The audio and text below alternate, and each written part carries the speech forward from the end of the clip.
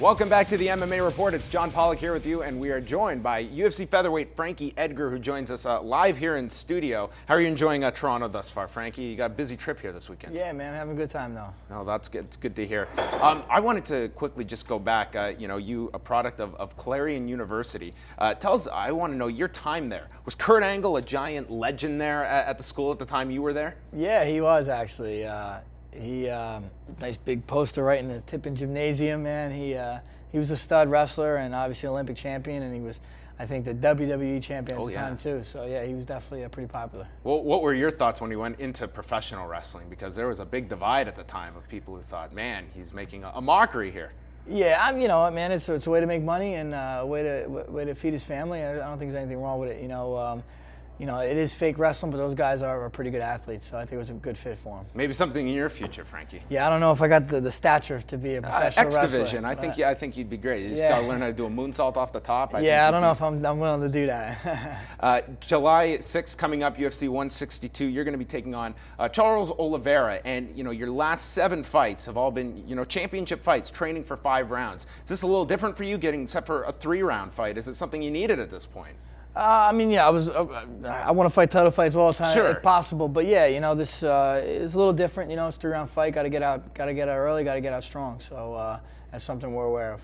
Is this fight a lot of risk with little reward for you? Charles Oliveira is not a guy in the top 10, but certainly a very tough opponent for you. How do you approach this one? Because you're someone that is conceivably 1 or 2 fights away from another title fight. Yeah, I fight who they tell me to fight. They offered, and I said yes. So. That's pretty much the bottom line. I just got to get ready for a fight, just like any other fight. And he may not be top 10, but he's still a dangerous opponent. What happened with Cub Swanson? Because that's a name you threw out. Seemed to be a fight that a lot of people wanted to see. What did the UFC tell you in regards to Cub? Yeah, I don't know. I was offered to fight him on short notice back in April. I forget the exact date, but one of the fewer FX cards, and because someone got hurt. Oh, the tough finale, right? Right, yeah. And I was offered to fight him, but it never went through. I don't know if he didn't accept the fight or not, but that was it.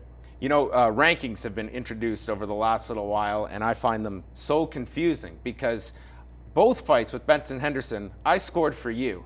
I feel that in a perfect world here, Frankie Edgar is still my #1 lightweight. How am I supposed to go about this, Frankie? And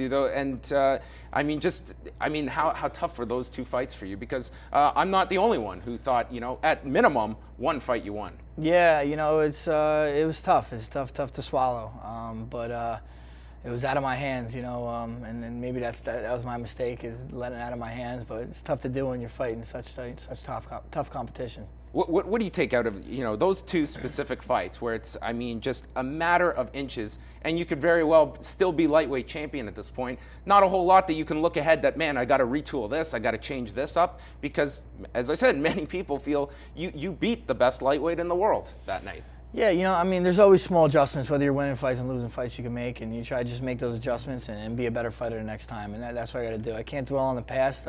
Those fights are behind me. Obviously left a bad taste in my mouth, but I'm moving on and just looking for the next one. What are some of those small adjustments you're making in preparation for this Charles Oliveira fight, without giving away too much, of course? Yeah, it's just technical things. Throw my jab a little better, stay a little more relaxed on my kicks. Try to be more dominant once I get guys on the ground. Try to keep them there and punish them a little bit and stuff like that. It seems that the MMA media, at least, they've somewhat calmed down now when it comes to talking about Frankie Edgar's weight. How much of this was, it just seemed that your weight was everyone's obsession at one point. It seems that it's kind of calmed down here. A lot of great fights for you at 145. Does this seem like you're home right now? Yeah, for now I'm comfortable here. We'll see. I'm not going to rule out anything in the future. Whether 55, 45, but I'm definitely my goal is to work my way back to the title at 45 right now.